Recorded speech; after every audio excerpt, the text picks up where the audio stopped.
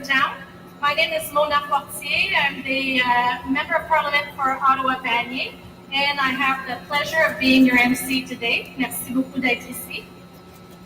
J'aimerais également mentionner le fait que nous avons des invités spéciaux. We have guests today.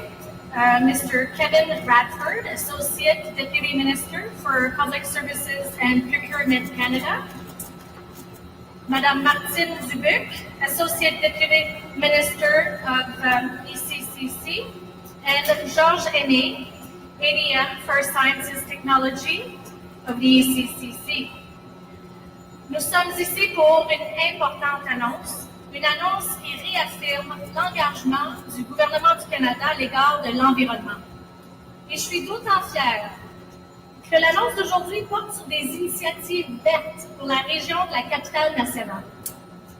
Before I invite Minister McKenna to the podium beside me, let me just explain that following the announcement, media will be able to ask questions about these projects to both Ministers McKenna and Brison.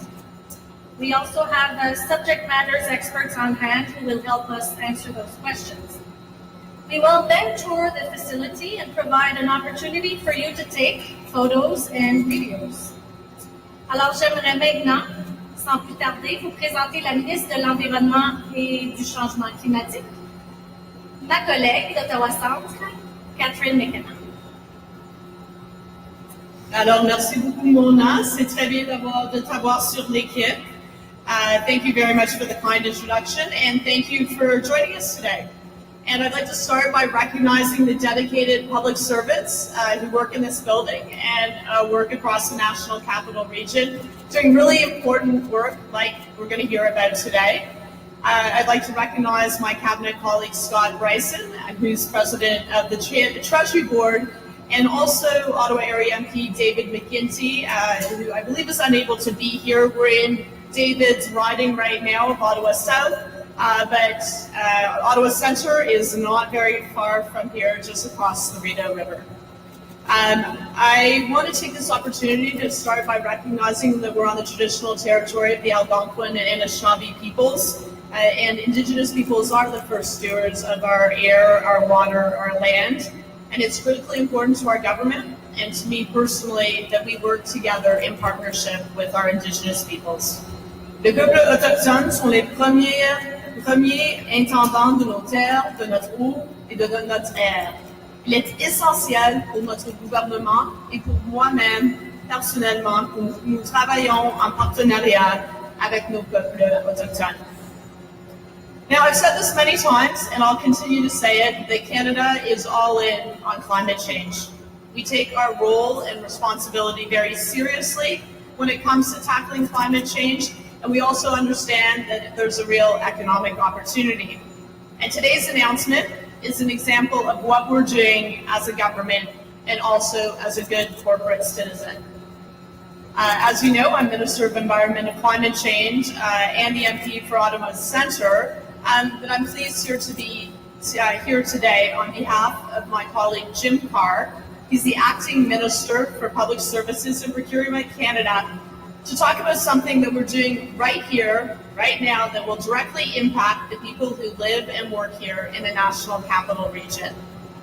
We are showing that we are taking a leadership role when it comes to climate action. I've said that the National Capital Region should be the greenest capital ever, and this is an example of how we're going to get there. Our government has made commitments to cut greenhouse gas emissions and to meet our targets under the Paris Agreements, which we signed with 194 other countries. Nous avons collaboré avec les dirigeants provinciaux, territoriaux et autochtones pour élaborer un plan sur le climat proprement canadien. De plus, nous avons tenu de vastes consultations sur la stratégie fédérale de développement durable, dans le cadre de laquelle notre gouvernement s'engage à réduire ses émissions de gaz à effet de serre de 40% au plus tard en 2030. To reach our climate goals, our government is making strategic investments in infrastructure, zero-emission vehicles, green procurement, and clean technology, to name just a few areas. And we are making sure that we are leading by examples.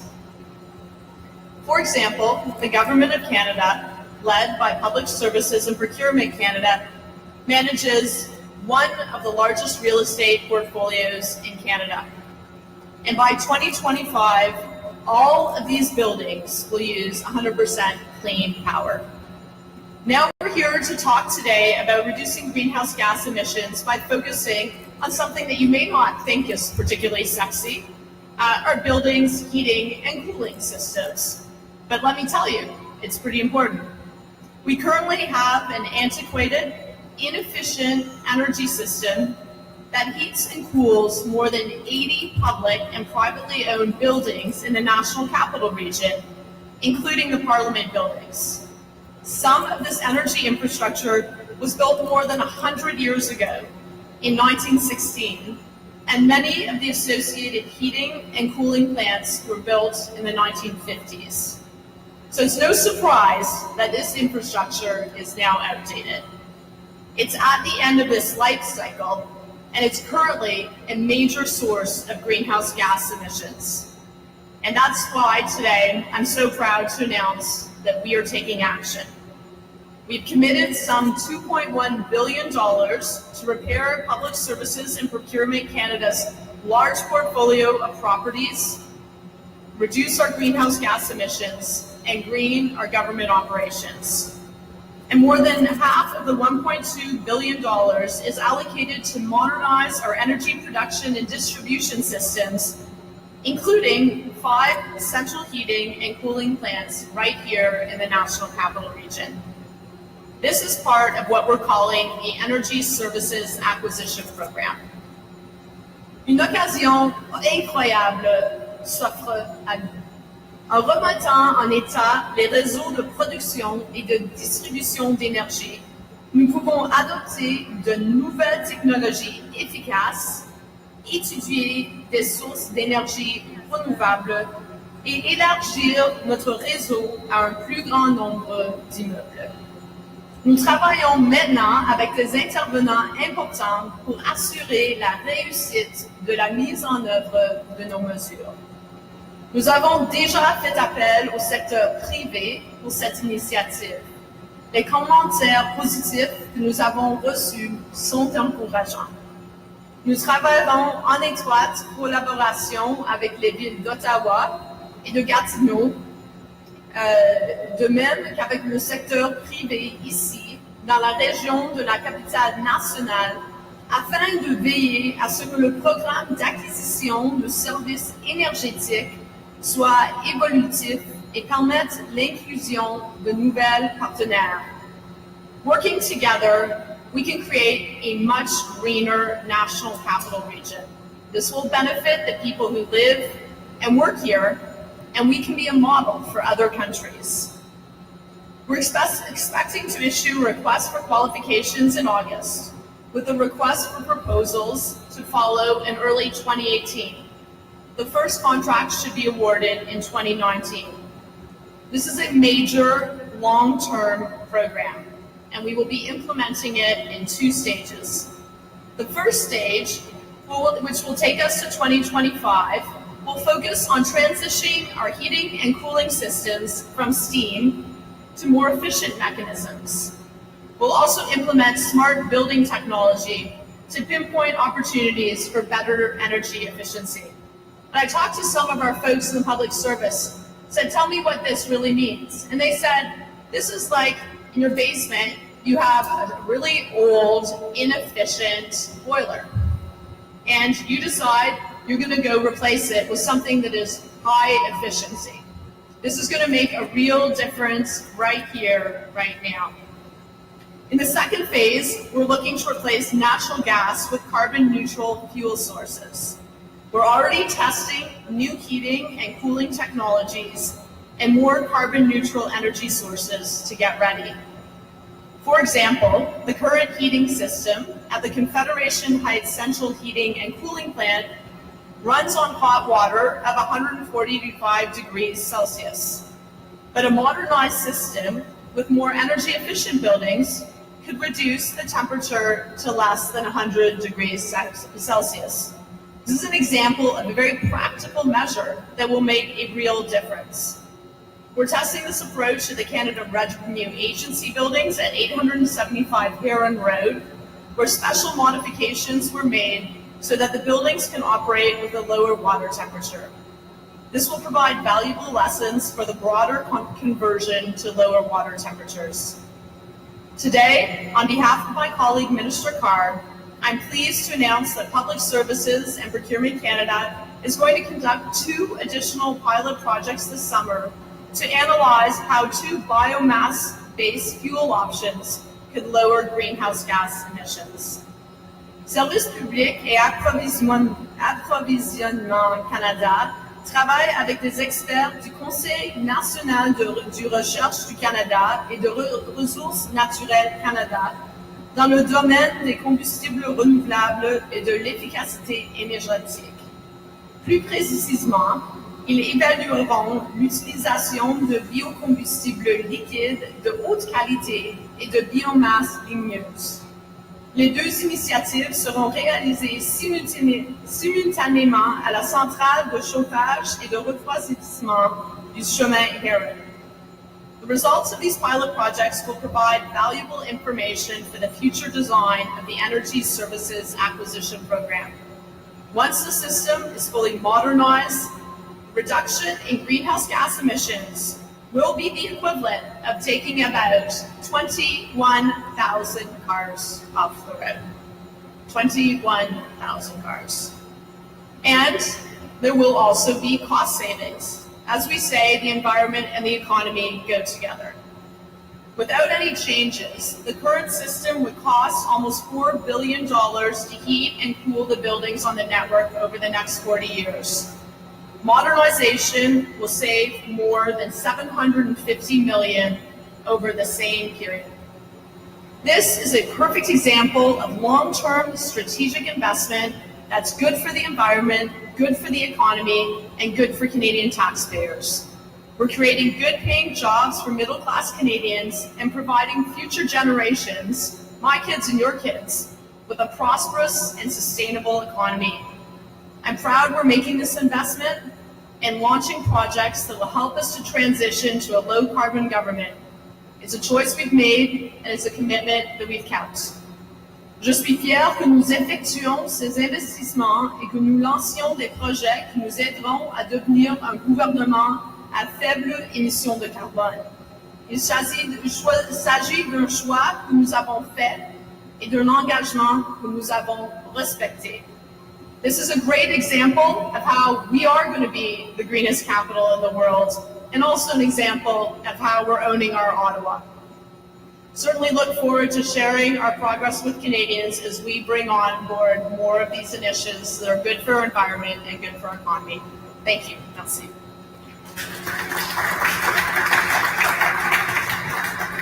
Merci beaucoup, Madame McKenna. Vous savez, we're leading by example in Canada. This is a great example of a transformation that is happening today and for future generations. Alors, je te remercie beaucoup. I now invite my Minister Scott Brison, President of the Treasury Board, to the podium to say a few words also. Thank you, Mona. I'm delighted to be here with you and with Catherine today. Merci, Catherine, et merci pour tous d'être ici. As Minister McKenna just announced, we're making exciting and important progress on greening our government operations. This pilot project that Public Services and Procurement Canada is undertaking, testing new carbon-neutral fuel options to heat our buildings, is a perfect example of innovation and experimentation that informs better evidence-based decision-making, which will ultimately lead across government to better decisions. In this case, greener government. And now the public will be able to evaluate much of our progress for themselves.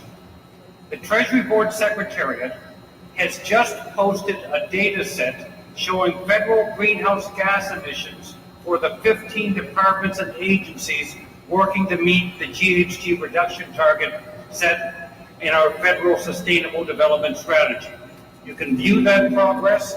Canadians can view that progress and hold their government accountable simply by going to greeninggovernmentoncanada.ca.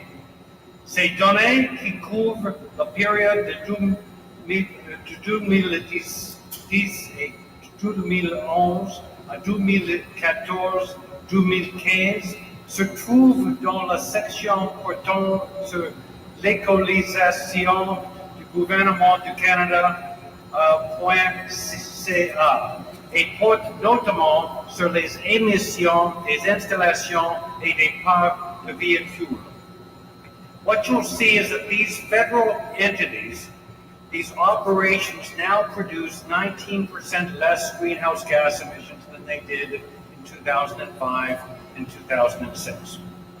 This demonstrates real progress and the Government of Canada's commitment to reduce its emissions by 40% by 2030 or earlier.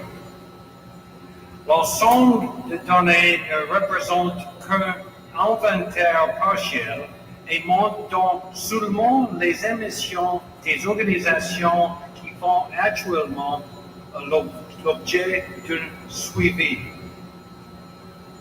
Au sein pour un gouvernement vert, on travaille fort pour mieux détecter notre empreinte de carbone.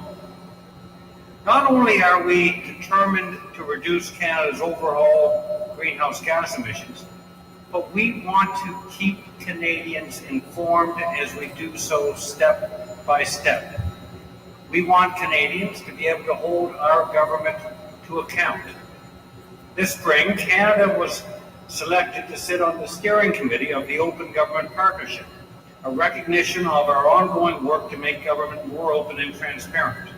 And Canada was ranked number 2 in the world on open data by the World Wide Web Association. On sait que l'ouverture et la transparence jouent un rôle clé dans l'attente des résultats. Reducing our carbon footprint is a goal we share. While it supports the transition to a low-carbon economy and Canada's international climate change commitments, it also stimulates an important and growing clean tech sector and reduces our energy bills, which is good for taxpayers. And because the results are now available, Canadians can judge for themselves how we're doing in terms of cutting our emissions.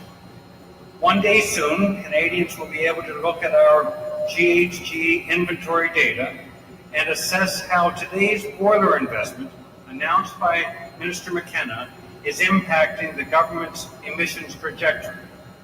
Taking these steps demonstrates our vision of a more open, progressive, greener government for all Canadians. Merci beaucoup.